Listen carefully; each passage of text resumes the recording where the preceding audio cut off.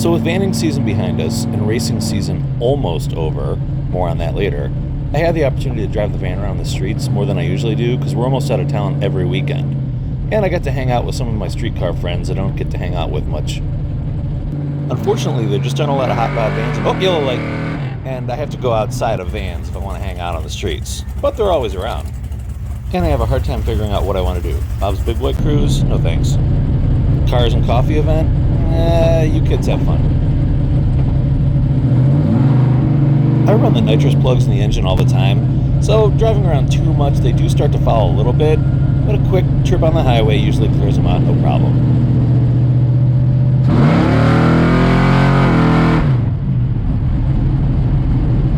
We went down to 373 gears this year with the converter change. I'm still learning to drive it on the highway and figuring out where I can shift. Sitting or standing around in a parking lot isn't really my thing unless it's pretty late at night. More on that later. So I headed over to Crispy's house to see what he was up to and hang out for a little bit while things were getting dark. There's always cool stuff to look at and talk about over at Crispy's house, and even his dad came over for a while. Once the sun had been down for a while, I headed over to the spot that's a little bit more my scene with people that are a little bit more my style. Now these guys are primarily roll racers, and as I mentioned, I'm still getting used to this transmission on the highway, so I wasn't going to do anything to make myself look stupid in front of a crowd.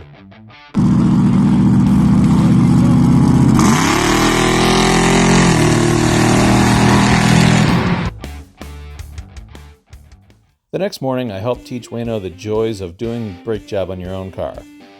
But once I jacked it up, I started to hear this sickening crunch of rusted metal. And once we got the front wheels off, we saw just how bad the front lower control arms were. So my dad called the lot where they had bought the car from and talked to the guy to see if they'd work with us. More on that later. In the meantime, we still were able to get all the brakes changed, and Wayne did most of the work himself. I feel like for a vehicle owner, this is the single easiest way to save yourself some money.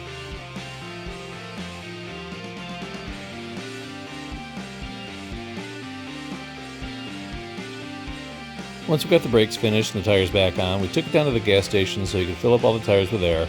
Then we took it through the car wash and started detailing out the interior for homecoming. Something about cleaning this car out together made me feel like I was back in high school, and it was a pretty good afternoon.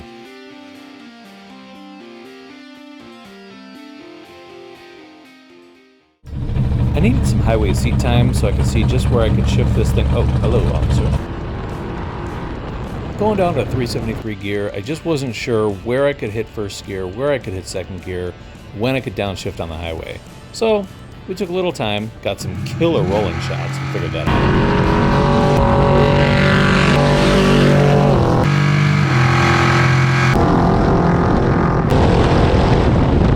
How fast were you going when I passed you? How fast were you going when I passed you? Like 70? 70? I think so. Okay, Somewhere up there. I'll take that. So now that I knew that I could downshift into second gear at 70 miles an hour, there was really only one more thing we needed to test, and that was the nitrous.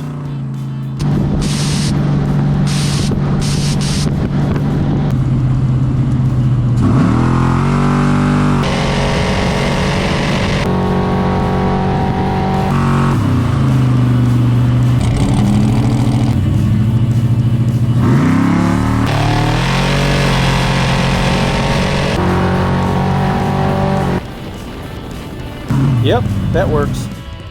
From there, it was time to head over to my friend Chris's shop for a good old-fashioned hood rat cookout. You got the secret formula. Dude, never good.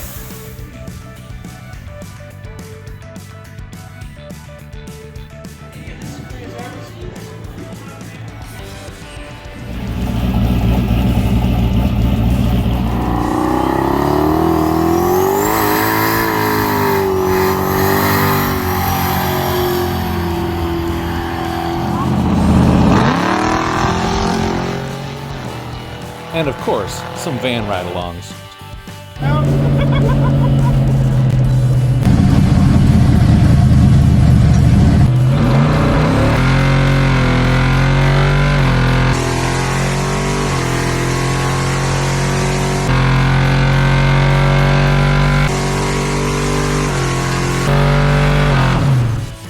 Later that night, some more hot rods gathered for Crispy's birthday.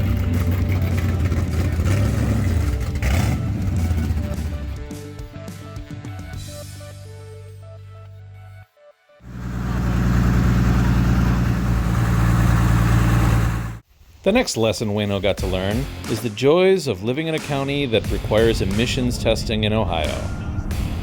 Now these have gotten better over the years. You used to have to pay for them. They used to put your vehicle up on rollers and smash them into a wall every once in a while. And they'd put sniffers up into your exhaust pipes and tell you how many parts per million and everything there was. But now they've got these fancy little self-checkout things. You don't have to talk to anybody.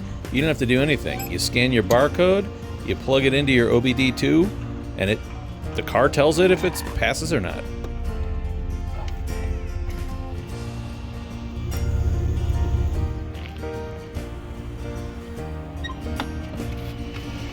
One step closer to legal. Now, as I mentioned before, October kind of marks the end of the vanning season in Ohio, but all we can do is think about next year. Now, if you watched my video on Butler, you know that TRV isn't hosting during Labor Day weekend anymore. And if you watch my videos on BVA, you know that that Van Inn definitely deserves an extra day. Vanarchy's pretty set against hosting an event of our own, but a few of us said we would definitely help out BVA next year. Now, there's some pretty legit underground stuff that goes on, and I've been trying to get invited to it for a couple of years. With my big block and a 3-speed transmission and the distance we had to go, I would have burned through that whole tank of race fuel just getting there. So I took the easy way out, put it on the trailer, even though it's kind of lame. When Derek and Dan and I pulled in through these steel buildings, the reverberation was amazing.